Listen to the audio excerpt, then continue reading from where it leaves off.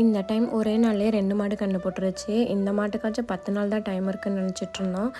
New year அன்னைக்கு night என்னடா sound கேட்குதுன்னு வந்து பார்த்தா கன்று போட்டுருந்துச்சு.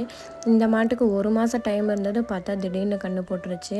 கரெக்டாக கன்று போடுற சமயத்தில் யாருமே இல்லை. இது வரைக்கும் நிறைய மாடு கன்று போட்டிருக்கு. பெரியவங்க பக்கத்தில் இருப்பாங்க, அவங்களே பார்த்துப்பாங்க. இதுதான் நான் ஃபஸ்ட் டைம் நான் இருக்கப்போ போட்டிருக்கு. நாத்தனார் பொண்ணு தான் பக்கத்தில் இருந்தாங்க, அவங்க எடுத்த கிளிப்பு தான் இது. நல்லா கருப்பு வெள்ளை கன்றுக்குட்டியாக கிடேரியாக அழகாக போட்டிருந்துச்சு.